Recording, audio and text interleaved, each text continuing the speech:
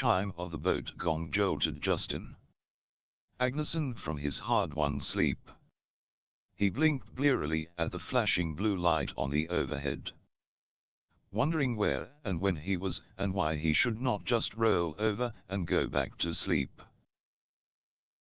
The scent of salt water and the gentle pitching of his bed reminded him that he was on duty, and as station keeper he always would be.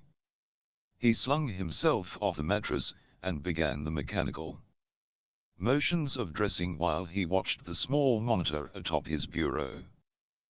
The video feed from the well dock showed him the cause of the disturbance, a long-hulled rib run up on the ramp and two stumbling figures in orange rain slicks tying a mooring line. A quick glance at the meteorological panel reported only light rain, a westerly wind of 17 knots and a wave height of only 3 feet. Hardly shipwreck weather, he thought. He checked a second monitor for distress beacons, but there were none. It had been almost a month since anyone drifted to the refuge in need of assistance. And had it been the middle of the afternoon instead of the middle of the night, Agneson would have assumed it was a couple of old salts come aboard to share part of their catch and spin a yarn, and he'd have been grateful for the visit. At this hour, he had no idea what to expect. Out of habit, he took his sidearm off the bureau and holstered it, then finished dressing and ducked out the watertight hatch. At the station store, he retrieved a medical kit, a gallon of fresh water, and a couple of thermal blankets. Ahoy, lifeboat! How many souls aboard? He called into the wall intercom. He overheard muttering snippets of a conversation in Spanish. Belatedly the answer came, a man's voice, hoarse and tight. Dos. He frowned. That lifeboat was easily big enough to hold a dozen people. When Agneson asked in his own inexpert Spanish if they carried any fatalities, the reply was negative. Agneson climbed down 2 ladders to the well deck, eyeing the 2 bodies huddled against the bulkhead.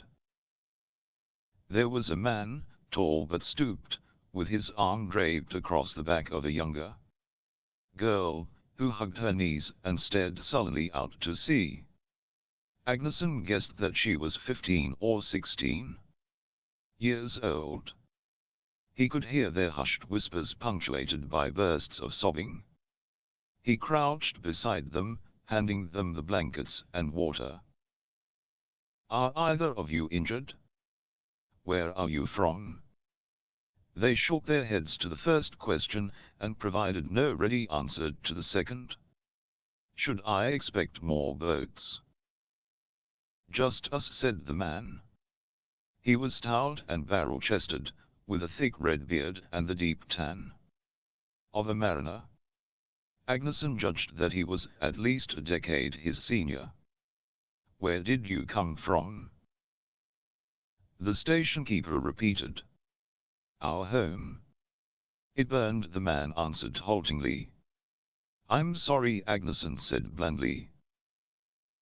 These little tragedies happened often enough that his condolences began to sound rote. It was a hard life living on the sea, and seastead fires were especially common. Well, we have food, clothing, and bunks above deck. I'll try to make you as comfortable as I can, until we can get you to land or another vessel. Do you? He hesitated.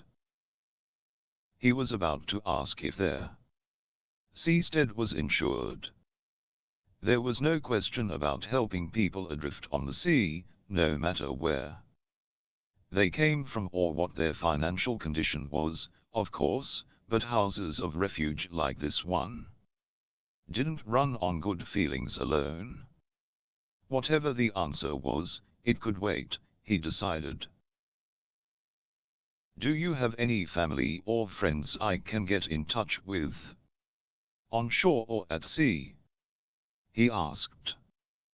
The other man's glazed eyes flicked over him, stared through him. The girl wept. Agneson nodded stiffly, brushed his hand through his short blonde hair. Let's get something warm into your bellies, and then I'll show you to your quarters. You can get changed and take a hot shower, whatever you need to do. Thank you, sir, the man said. Careworn lines around his eyes deepened as he asked, have you radioed about us yet? No, not as yet. You caught me out of a dead sleep, Agneson answered apologetically. We're supposed to have a crew of 4, but right now this is a one-man operation. The castaway seemed encouraged by this news. Please, sir, I have to speak with you before you make that report. It's essential. Absolutely essential. Surprised by the man's insistence, Agneson found himself nodding. Very well. The report can wait until after breakfast. Agneson led his 2 guests into the galley, and sat them down. As he rooted through the pantry, he wondered what the story would be, and whether he'd be offered a bribe for forgetting to make a report. Probably they did not have insurance, and didn't want to be hit with a bill for rescue. Or maybe they were smugglers, attacked by a rival crew, and they didn't want any word of their survival getting out. Heaven knew there were enough smugglers and privateering operations in the 350-mile long flotilla of seasteads and platforms known as the platter raft, a trade of misery and desperation, fueled by the Brazilian-Argentine War. The grim situation ashore suggested other possibilities as well. Maybe there was no seastead at all, and they were refugees or even escapees from a prison camp. Maybe they had escaped from the illicit traffic in human beings that still plied these waters. Agneson's employer, Atlantic Littoral, rendered free assistance to war refugees and escaped slaves. But such people often preferred to keep a low profile, fearful of falling back into the clutches of their oppressors. Whatever the truth, the young station keeper prepared himself for a grim story. He brewed some coffee and loaded eggs, bacon, and instant potatoes into the auto chef and returned to the table. Let me to welcome you to South Atlantic House of Refuge number 49, or Sweet Sir She's, as we call her. Mounted on the wall behind them there was an ancient piece of driftwood with that name burned into it, the work of the station's first keeper more than 20 years ago. My name is Justin Agneson. No need to stand on formality, just call me Justin if you like. Thank you, sir. We are very grateful. The man extended a calloused hand across the table.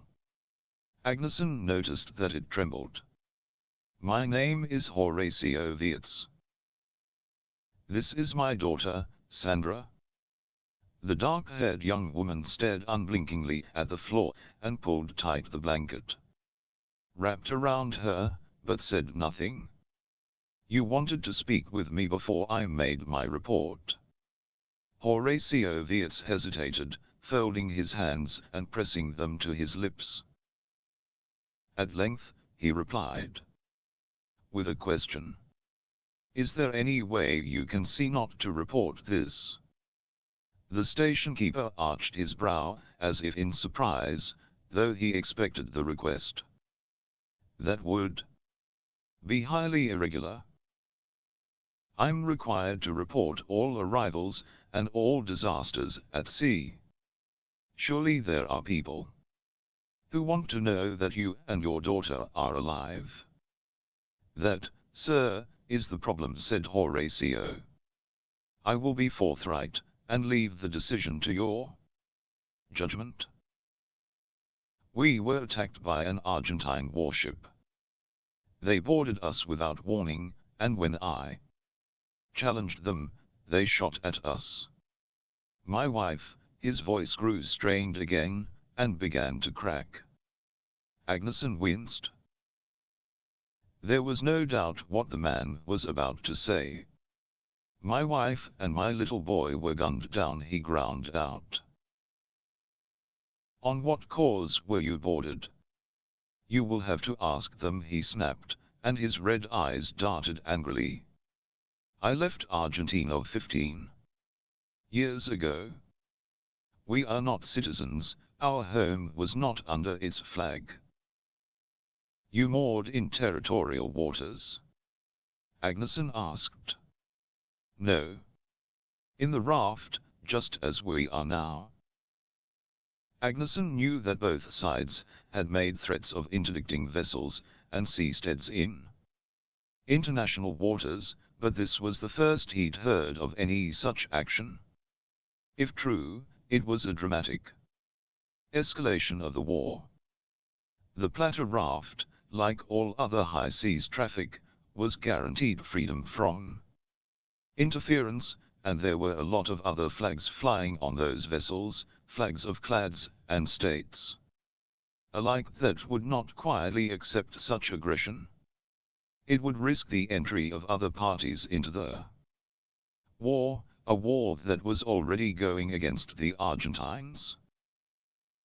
There was only one reason that Agneson could think of for them to risk it.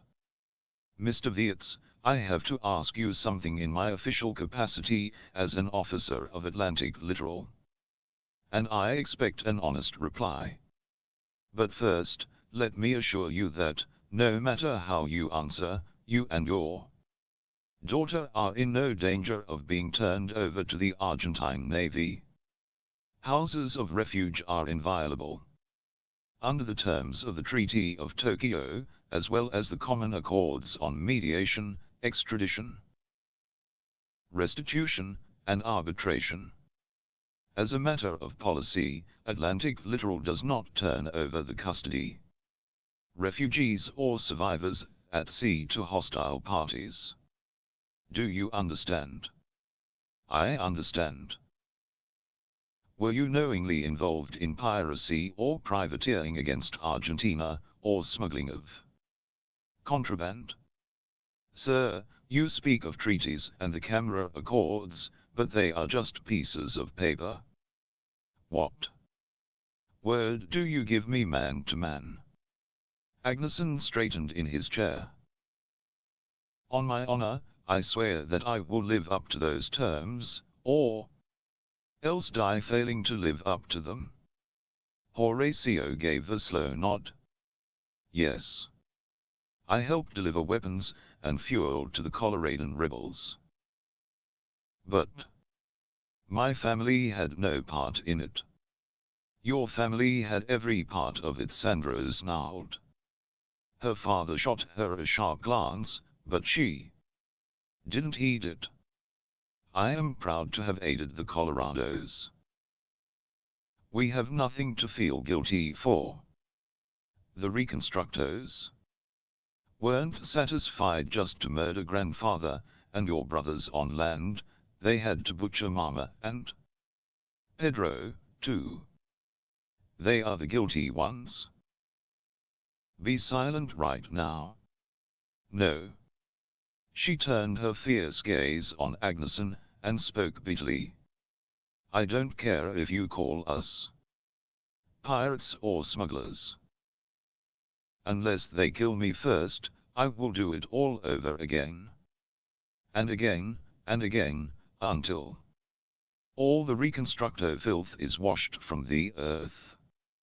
I will fight them with my last breath, and then may I die with my hands around their throats. Agneson would have been dismayed to hear those words from a grown man, much less an innocent in the early bloom of womanhood. He pitied her transformation almost as much as he pitied the loss of her family.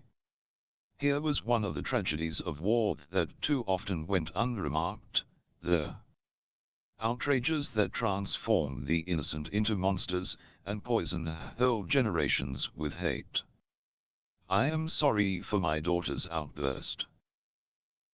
I implore you to forget her words. I will not forget them, said Sandra. I am sorry for all that happened to you. Regardless of anything else, firing on a woman and a child in their home is unconscionable, Agneson said. I must make my report, but I won't mention anything you just told me. Not yet, anyway. For now I'll report you as war refugees.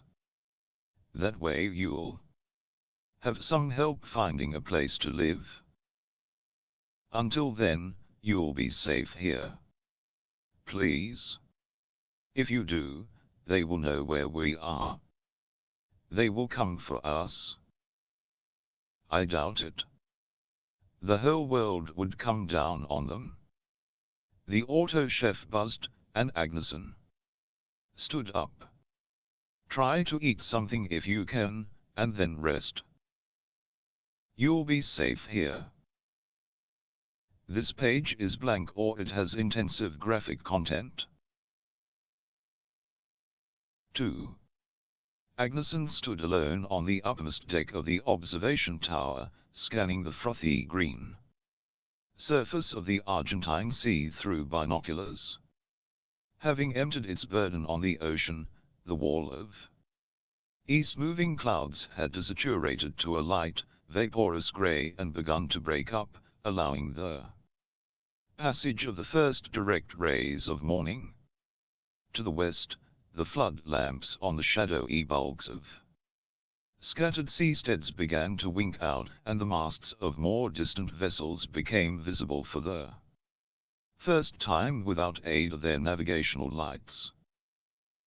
He had dispatched his morning report about 25 minutes ago, received the reply and standby instruction 22 minutes ago, and received an electronic query from the Argentine warship Furibundu 15 minutes ago. The message informed him of coastal security operations conducted the previous night, and the pursuit of 2 known illicit weapon traffickers and unlawful combatants, listing Horacio and Sandra Viets by name, and might these not be the same alleged refugees? Agneson dutifully left it unanswered. But now he was being hailed on the ship-to-ship radio. The station keeper considered leaving the hail unanswered as well, but he wasn't going to allow them any excuse to render assistance. Atlantic Littoral Refuge 49, go ahead Furibundu, he replied in English, hoping that would lend some difficulty to the affair. There was a delay, but he eventually received a reply in the most obsequious English. Refuge 49, have sent you electronic bulletin warning of known, dangerous war criminals. Can you please offer confirmation? We are prepared to render assistance, over. Agneson's smile was tight and rueful. Received bulletin. No assistance necessary. My compliments to your captain, and the Argentine Navy for its responsible stewardship of the seas. Refuge 49, out. Agneson wasn't worried. He expected the Argentines to inquire, in fact, he expected them to pester him for much of the day. This was his first assignment as a station keeper, but he had seen similar scenarios play out when he was an alert man, and he had been told what to expect by veteran station keepers who had gone through the same rigmarole a dozen times in their lives. What he didn't expect what was nearly unthinkable, was that the Argentines might try to force the issue. 2. Violate a House of Refuge was a grave crime under both treaties and customary law. It was an act of piracy, rendering one a hostess humanly generous, and an enemy of humanity, and inviting the most severe retribution that no flag or writ would shield one from. In the 29 years Agneson had lived, no life-saving ship or station had been attacked by any state or clade anywhere on Earth. The station keeper's more immediate worry was Sandra. Her reaction reminded Agneson of his late father, who had fought against California in the Pan American War. Justin, the youngest of 4 siblings, was born after the war, and he never knew his father before the nightmares, before the periods of depression punctuated by episodes of drunkenness and spasmodic violence, but his mother did, and she knew a very different man than the one that came back from the Klamath front. She used to tell Justin stories of the old days, of his father's easygoing nature, and the unassuming gentleness that won her love. That was before the bitterness at the horrors he'd witnessed, and maybe, Justin dared to think, the horrors he'd committed, ate him alive. Sandra's tirade could have been quoted from Justin's father, right down to the line about wiping their filth from the earth. It even shared the same uncaring, even welcome, recognition that those impulses were self-destructive. Sandra's words and her rage-contorted face burned in his mind, haunting him like his father's ghost. It was enough of a tragedy for tough men like Horatio and his own father to live with such a burden, but it was intolerable to think of a young woman shouldering that weight. Sandra deserved to finish growing up in a place free from the hate-fueling fear and dehumanizing impulses of war, and, with time, mend her heartbreak. If she could be gotten out of the war, then maybe the war could be gotten out of her. He had hope for that. Clade Britannia had already taken on refugees from the war, treated them with decency and dignity in Avonshire and St. Helena. They might be willing to take some more. That arrangement could have additional benefits, namely that her father might never see prosecution. The Crown in exile had no love for Argentina since the botched blockade of the Falklands last year. Agneson turned around at the sound of footsteps. It was Sandra. She had pulled her wet hair back in a ponytail and was dressed in one of the station's coveralls, too big for her in every dimension. She stepped off the ladder and stood stiffly, her lips pursed. "My father told me to apologize to you," she eventually said, and in crisp English. Agneson realized she wasn't actually going to offer that apology, so he interceded. "I don't know what for." "Neither do I." The station keeper smiled. "You speak English well, better than I speak Spanish. My mother insisted." Her voice took on a hard edge. All her grief had hardened into wrath. "It was good that she did," he said. "We've settled some refugees on the Isle of Avonshire, far north of here. They speak English there." "I know where it is," she said. "But we're not refugees. We're smugglers and rebels." Agneson grew annoyed. "That's not your determination to make." "Whose is it?" "Mine." Suddenly, the ship-to-ship radio crackled again. It was furibund. Agneson held up his hand for silence and took the radio handset. Station 49, Corvette Captain Laria requests the pleasure of your presence for supper. He would consider it a great honor to dine with you, if your duties do not allow you to leave your station. He and a small complement of officers might visit your station, food and preparations compliments of the Argentine Navy. Death by courtesy, Agneson thought and almost laughed, only restraining himself for the sake of the young woman that stood behind him. Please extend my thanks to Captain Laria and your crew, but I must regretfully decline. I am ill and contagious with little appetite. Influenza, I think. Another time, perhaps. The Argentine reply was immediate and little too enthusiastic. We can send the ship's doctor to you right away. Many thanks again, Furibundu, but that will not be necessary. I must attend to my duties now. Station 49 out. Agneson replaced the handset and turned to Sandra, eager to reassure her. This is just a little game they are playing. They won't come. But the girl did not seem in need of reassuring. Her voice was an intense whisper. You should have accepted. Let me set the table. I would slit Captain Laria's throat with one of your shiny bread knives. He glowered at her. You shouldn't be contemplating slitting any throats, especially not with a bread knife. You side with a murderer, Sandra said coldly.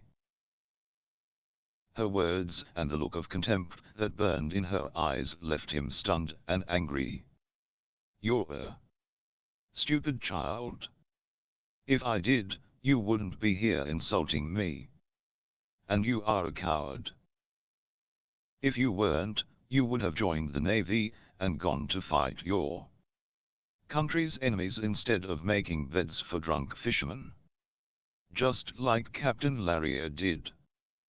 The girl flinched, stunned into open-mouthed silence. Her hard expression softened and shame crept into her eyes, but she'd gone too far to elicit any sympathy from Agneson. See yourself below deck, he growled. I have beds to make. This page is blank or it has intensive graphic content. 3. The drone could not be seen, but its buzzing was audible.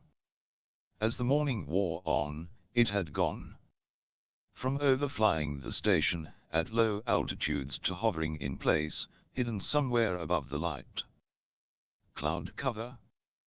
Agneson wound up the pressure hose he'd been scaling the deck with and looked over his shoulder at Horatio Vietz. I wish you'd stay inside. It may be safer. Safe. Horatio coughed as he discarded his cigarette into the water. How? You said they already knew we were here. I said that they think you're here, Agneson corrected him. And if that drone gets a good look at you, they'll know for sure. If they have a submarine drone with a good microphone, they already know because you keep bringing it up.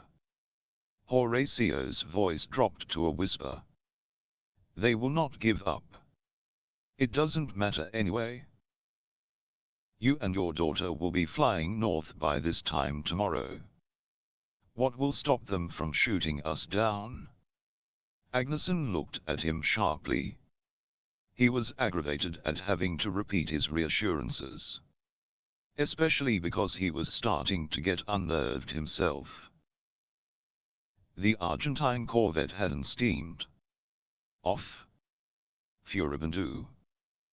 The longer he saw her circling them, silhouetted against the horizon, the more portentous that name seemed. I thought we were safe in my seastead as well, 100 miles off the coast. That demon has no limits. I wish you had not sent that report. Why couldn't you have waited a few more hours, or a day? Agneson sighed. I probably should have, he thought. No, don't start down that road. They're trying to make you sweat, but you can't allow it. And what good does it do to worry about it anyway? He could not, would not, hand over the Viotises no matter what. I'm going to check if there's any word from Atlantic Literal on your pickup. Please go back inside. Eat something, read a book, watch TV. Do anything but worry about this. Inside, Agneson found what he'd hoped for. There was a communique from Avonshire granting his request for a refugee transfer. A float plane was to be dispatched tomorrow. For the first time in several hours, he felt optimistic. Then the ship-to-ship whistled. He was being hailed again. Attention Atlantic Littoral Refuge number 49, this is the ARA Furibundu. The two people you are harboring as war refugees are known unlawful combatants engaged in a state of war against the Argentine Republic. By warrant of the President of Argentina, we are charged with taking them into custody and expect your cooperation in accord with the law of civilized nations. With one taut movement, Agneson grabbed the radio handset and pulled it to his lips. His thumb shook with nervous energy on the transmitter button, sending dead air across the wire. He fought to steady his voice. This is a house of refuge, and may not be subjected to threats or violence, in accord with the law of all civilized nations. I am the custodian of war refugees, and I am neither empowered, nor am I willing, to surrender them to a belligerent. Harboring pirates and terrorists is a violation of the law, as well as a breach of trust of a house of refuge. We insist that you surrender these pirates without further delay. If you refuse, you force us to take action to retrieve them. It was madness. The whole world will come down on them, he thought again, only to realize that it didn't matter if they did, because by then he and all that was left of the Viet's family would be dead. Agneson felt nauseous. He had been so confident, but Horatio was right after all. They had no limits. Refuge 49, what are your intentions? The voice on the radio demanded. There was only one answer he could give to that. Go to hell, Furibundu. Agneson activated the station's automated defensive systems, two radar-guided 30mm autocannons and a single deuterium fluoride laser. Both systems were for point defense against small boats and missiles, useless against Furibundu unless it blundered in much closer than she needed to. But certainly useful against a boarding party, or the damned drone that had been buzzing the refuge. Assuming that any of them worked, he thought.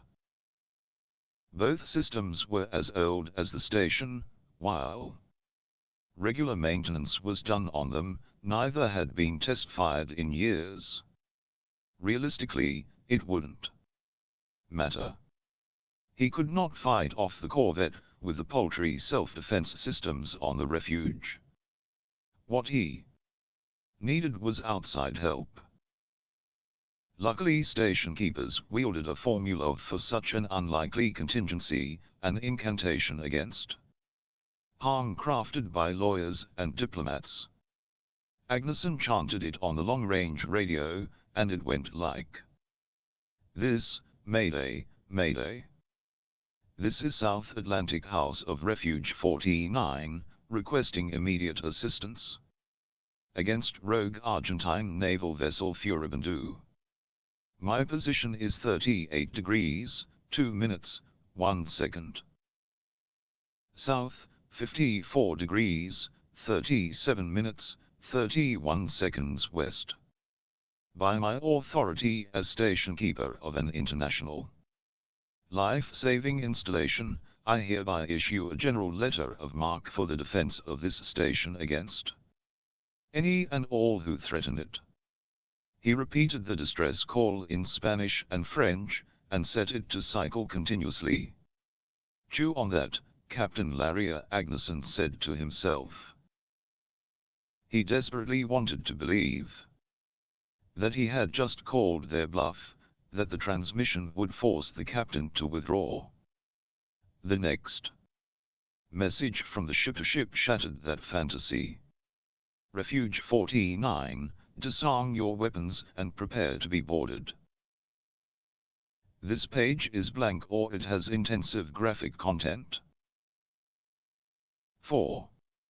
You've killed us. Horacio's voice was so taut it became shrill.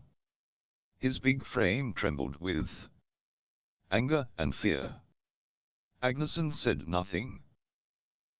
He charged the bolt on the CR-10 rifle and rechecked the safety.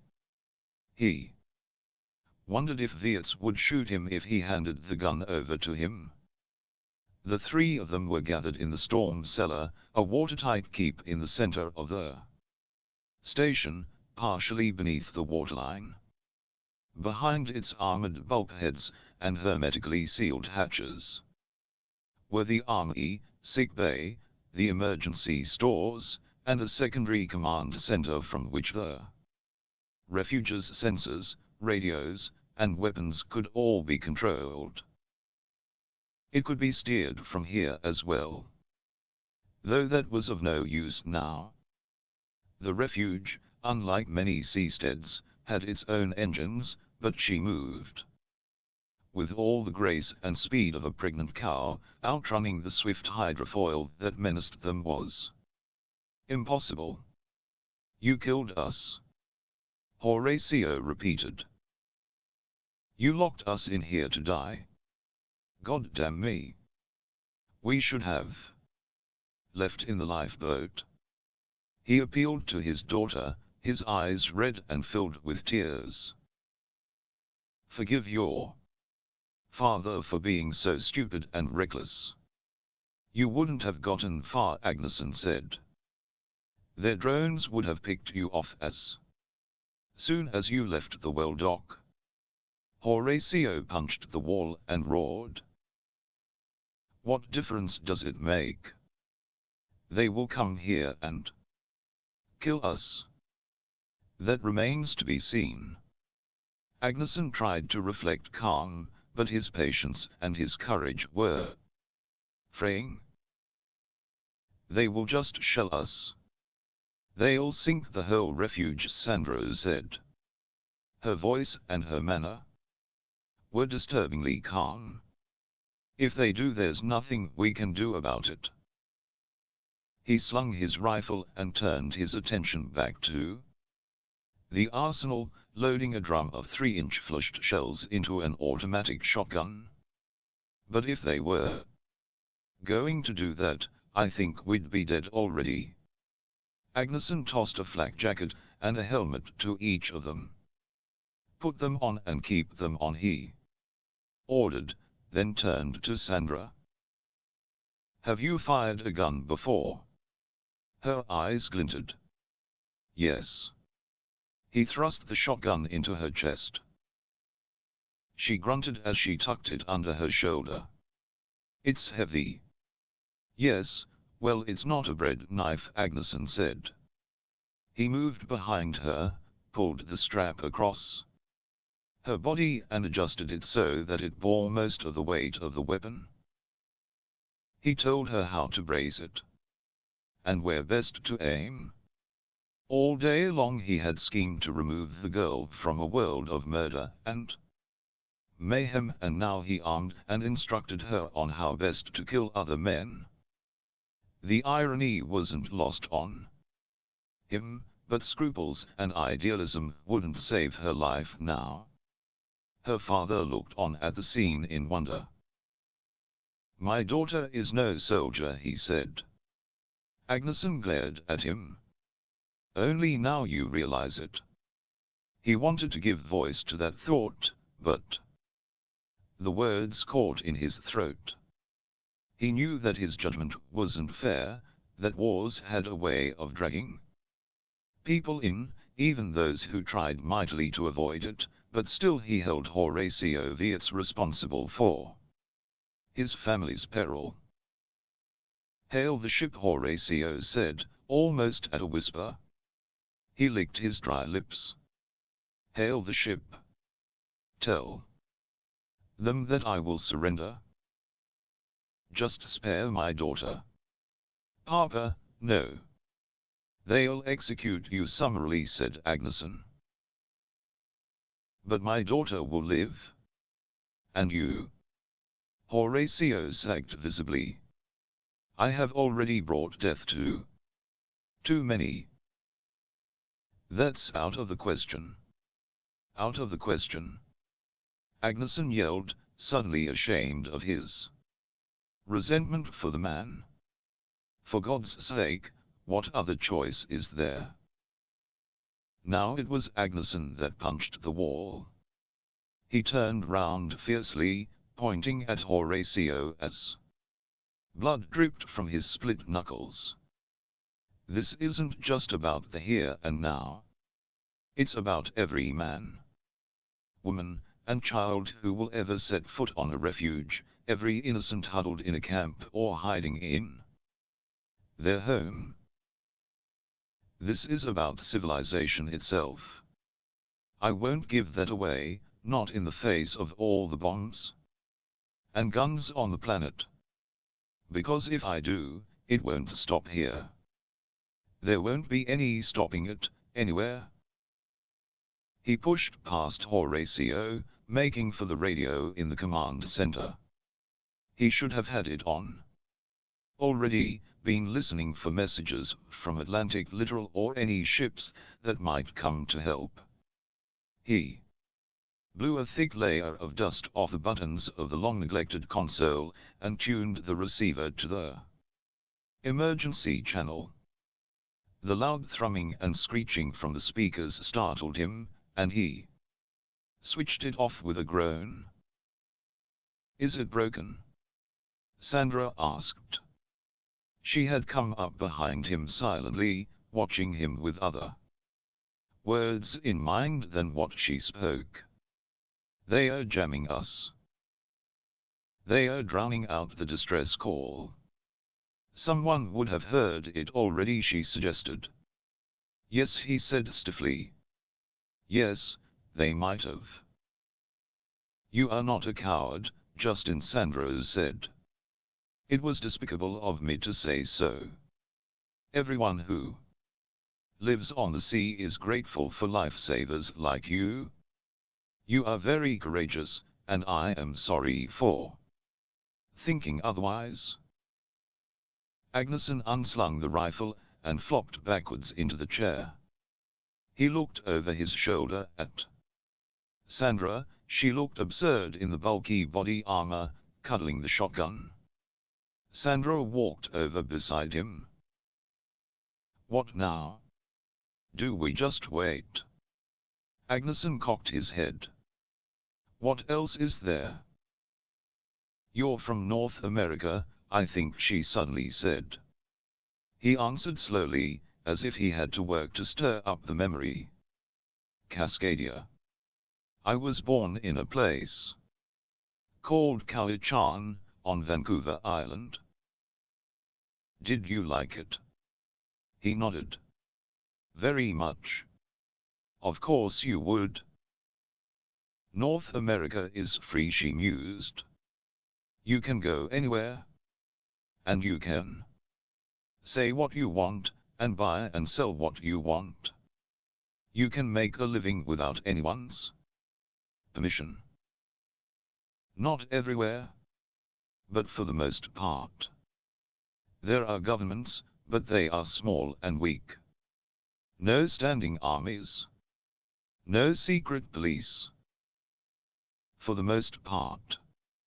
For the most part, that's true. You can't know what it's like here. We weren't so lucky last century. The invaders didn't make it this far. There was no one to burn our capitals and break our shackles. That's what the Colorados fight for. Convincing me of your politics isn't going to help us any, Sandra. She shrugged. I'm not trying to convince you. You already know it. You know what things are good and worth dying for. I also know that there are things worth living for, he answered swiftly. And I wish you weren't so eager to die. Or to kill. An electronic warning tone sounded. Agneson swiveled to the tactical console, saw the radar screen flashing, and then several things happened almost simultaneously. The walls vibrated, shaken by the full-throated roar of the 30mm gun on the deck above them, and then a deafening report rang through the hull, rocking the Refuge violently. The camera feed and radar from the deck gun went black. They are shelling us, Horatio shouted. He ran to shield his daughter, and she clung to him. No, Agneson hissed. It's that damned drone. It took out the gun. Suddenly, defense laser control turned and a synthesized voice blared, engaging target. Engaging. Target. Engaging, contact lost. Short seconds later the station was jolted again, though this blow was much weaker than the first. What happened? Sandra yelled over the commotion. Agneson couldn't answer. All he could see was that the camera feed on the south end of the observation tower had gone dead, while the one facing to the west showed movement, two grey shadows bouncing on the waves, long frothy wakes stretching out behind them. The boats are coming, he said. This page is blank or it has intensive graphic content. It took more than an hour for the Argentine boarding parties to land and sweep the upper decks of the Refuge, and Agneson, who watched most of it on camera, found their pace agonizing. They moved painstakingly through every corridor and compartment, turning over beds and tables and ransacking closets. He watched impotently as they set demolition charges on the remaining autocannon turret and rolled grenades into the lifeboats, but not once did they destroy one of the cameras.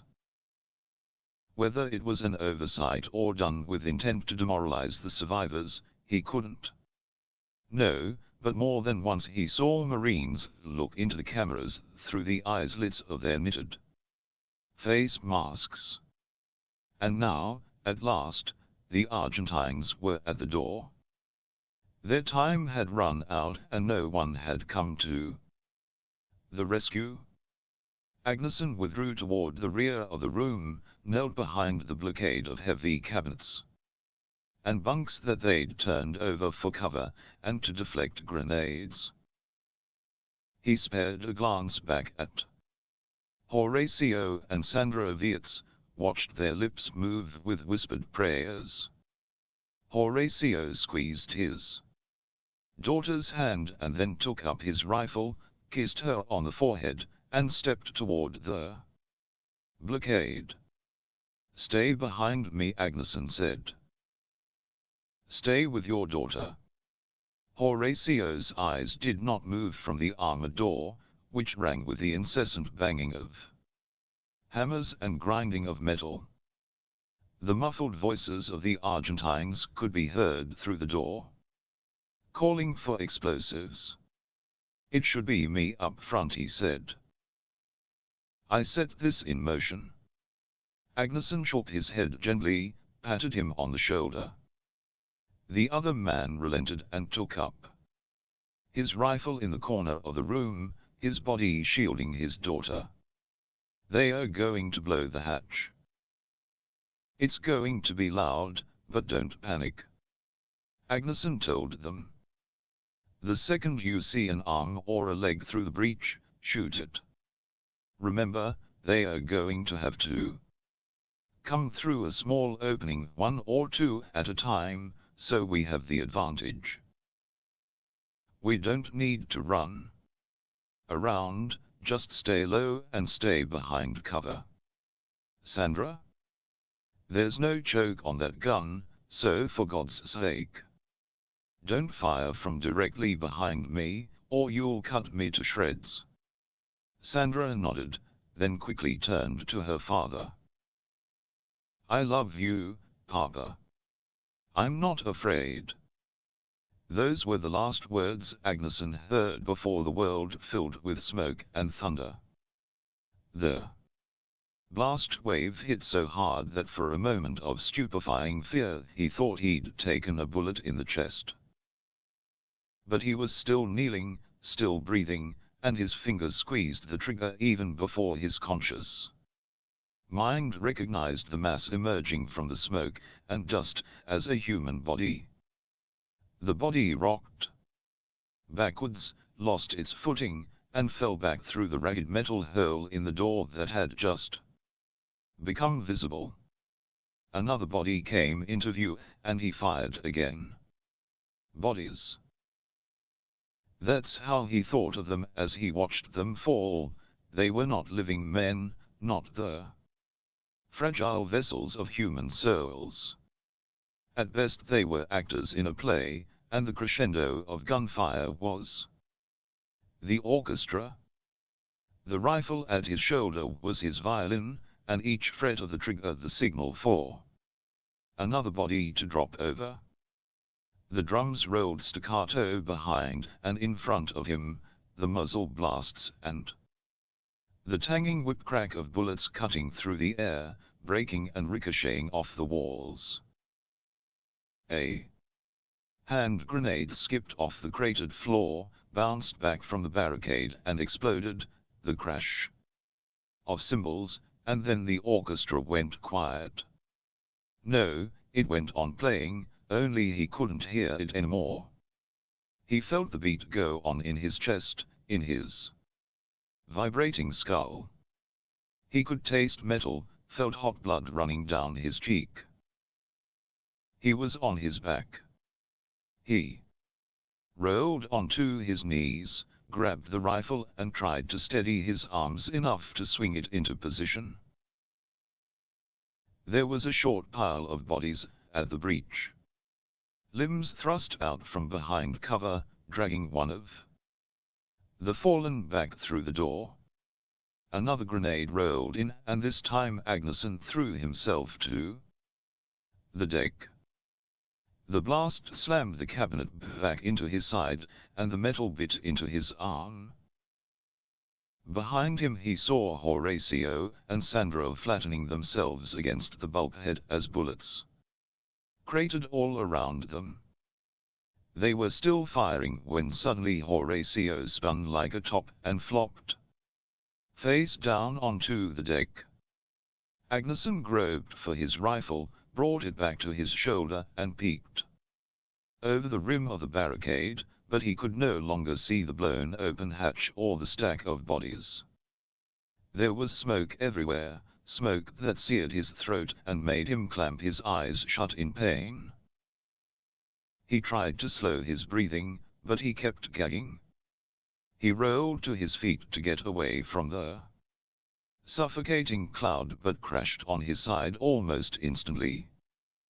The pain in his right leg was so excruciating that it felt surreal, like it had disconnected his mind from his body. His own scream sounded distant through his burst eardrums. The world spun away vertiginously and he screamed no more.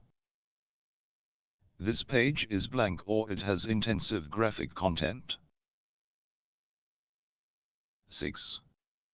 The first time Agneson awoke, he was gasping for air, and every breath made him want to vomit. His mouth and throat burned unbelievably. Someone in black boots and camouflage fatigues leaned over him. He realized dimly that the man was tying a tourniquet around his leg. The man moved to push Agneson down, but he had already flopped back onto the deck. There was no strength left in him, and he passed out again.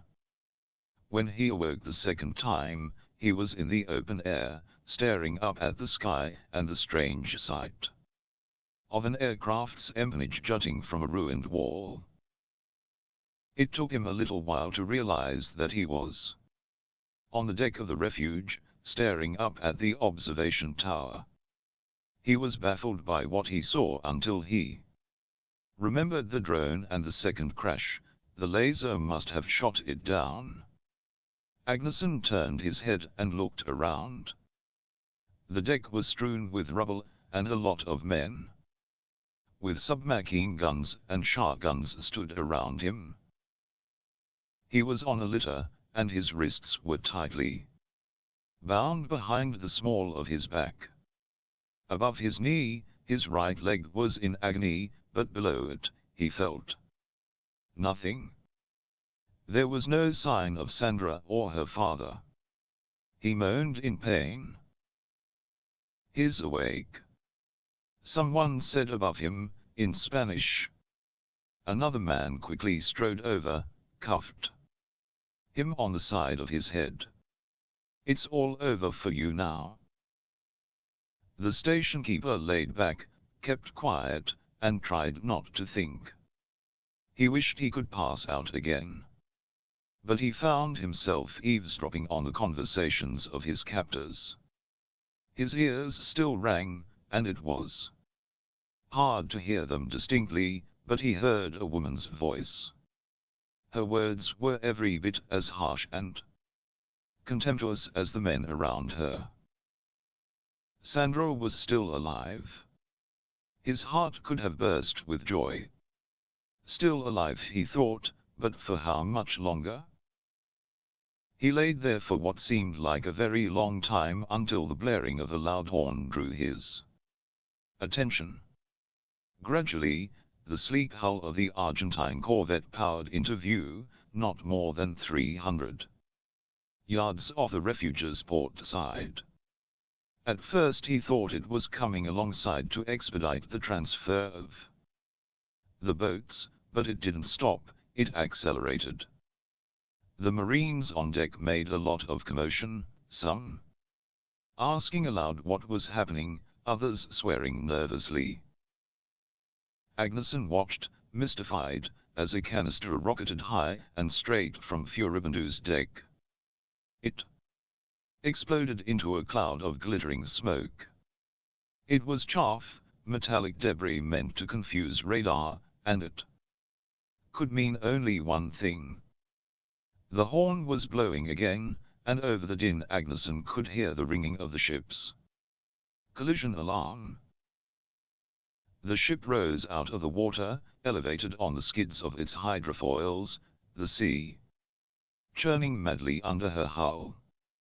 Suddenly there was a keening whistle overhead, and all the Marines that surrounded him threw themselves to the decks, leaving him an unobstructed view as a volley of flaming darts slammed into Furibandu.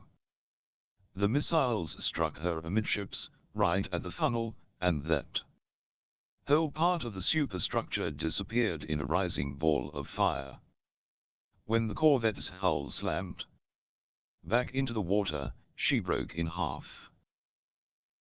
The section forward of the impact kept on moving ahead for a little while before it heeled over, but the aft end reared out of the water until it was almost perpendicular to the surface, and then in another heartbeat it disappeared. Agneson couldn't believe it, and judging by the torrent of expletives that went up from the Argentine Marines and sailors on the Refuge, neither could anyone else. One of them actually turned to him, his hands folded over the top of his head, and his face a mask of confusion and horror. "What the hell just happened?" he asked. Not 10 minutes later the man received his answer, as a dark shadows swept over the deck of the Refuge. Agneson squinted up, instantly recognizing the blue-on-white color scheme of the Zeppelin and the ensign of the Aviation Bond Corporation. Through a loudspeaker, voices in English and Spanish commanded, "Attention Argentine sailors, this is the MV Etheridge. Throw your weapons over the side and lie face down on the deck, or you will be fired upon." Someone had come to the rescue after all. 7. Agneson laid a flower beneath the white concrete cross engraved with the name of Horatio Viets, then turned his gaze down the green hillock toward the grey, stormy waters of autumn frost harbor. "I'm sorry he didn't get to see Avonshire," he said. "He wouldn't have liked it here." "He never liked living on land," Sandro said. "We buried him at sea. Some anonymous person paid for the marker to be put up here. For the rest of my family, too." She looked at him out of the corner of her eye. Agneson said nothing. "Whoever it was," she went on, "I'm glad for it. It makes me feel like they are not so far away." "That's good," he said. "You should stay here, then. Keep them close." Sandra Viets laughed as she pushed the wheelchair back to the paved pathway. "You're relentless, Justin. Don't think I didn't notice you haunting my steps from afar.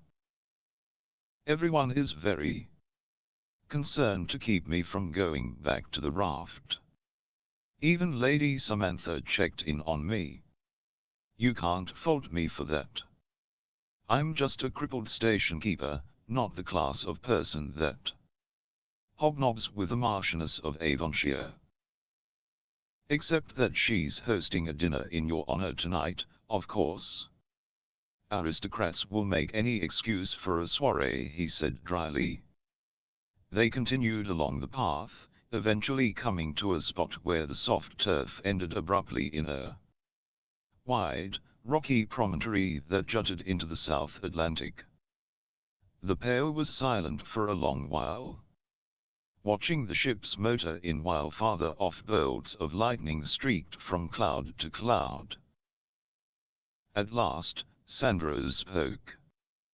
"Well, let me finally put you at ease. I'm not going back to the raft or Argentina. The Colorados don't seem to need me. And I think I owe you."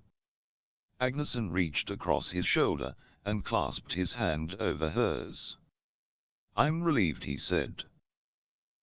Sandro set the brakes on the wheelchair, and sat down on the margin of the grass, facing him. "And what about you? Are you going back once you're healed, or is your job done now that you've saved civilization, and a stupid child, from the forces of barbarism? Did I really say all that?" He laughed in embarrassment. "Well, I'm sure there's always a stupid child that needs saving somewhere. But civilization?" The smile faded from his face, and he slowly shook his head. "I'm not sure it can be saved." Sandro brushed back her blowing hair, met his eyes, and said, "I am